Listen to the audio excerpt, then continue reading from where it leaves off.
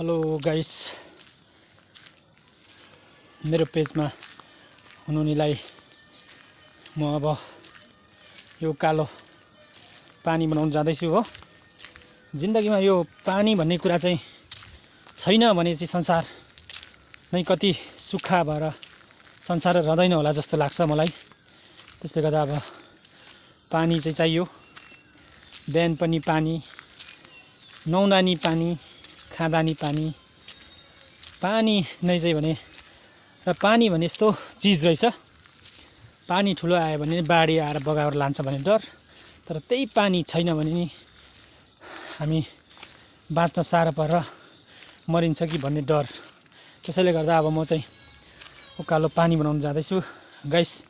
र अब पानी अब मनमा त्यत्रो छ, पानी छैन र अनि सानो पानी छ, त्यसलाई नि बनाएर ल्याएर बेलुकाको खाना सब्जी गर्नुपर्ने छ है।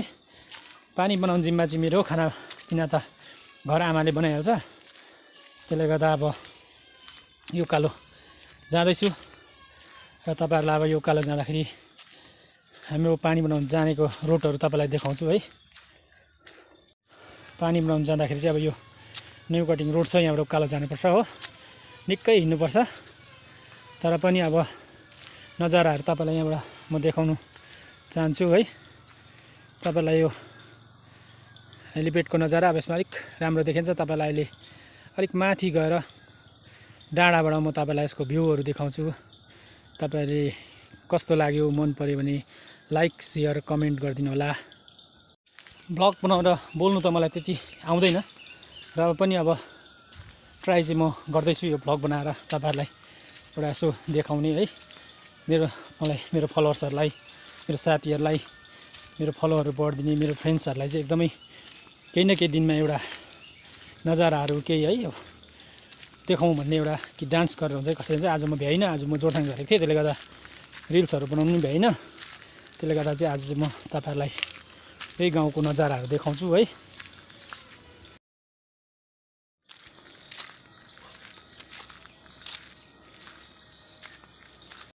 गाइस, यो बाटो देख्नुहुँदैछ तपाईँहरूले।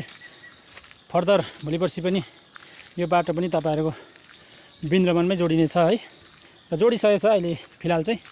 तर अब यो कार्पेटिङ भइसकेपछि वृन्दावन जानु चाहिँ हेलिप्याडबाट उकालो आउनु भने चाहिँ यो बाटो एकदमै तपाईँलाई नजिक हुनेछ। र अहिले कन्स्ट्रक्सन चलिरहेको छ वृन्दावन। ओपनिङ भएपछि तपाईँलाई यो रोड पनि राम्रो हुन्छ। त्यतिकै यो बाटो पनि तपाईँहरू उकालो वृन्दावन जान सक्नुहुन्छ। जाँदा जाँदै जोडी ढुकुर भेट्यो, गुड लक भन्छ हो। जङ्गलबाट चाहिँ अब डाँडामा जाँदैछु म है।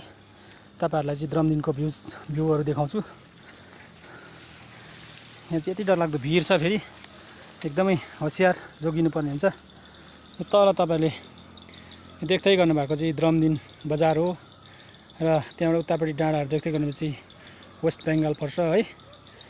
र यतापट्टि आएपछि तपाईँको सम्बारिया बजार, अलिक यता आएपछि यो रुम्बुक है, यो तारेभिर, तल देख्दै मन्यु है हुँदै जान्छ।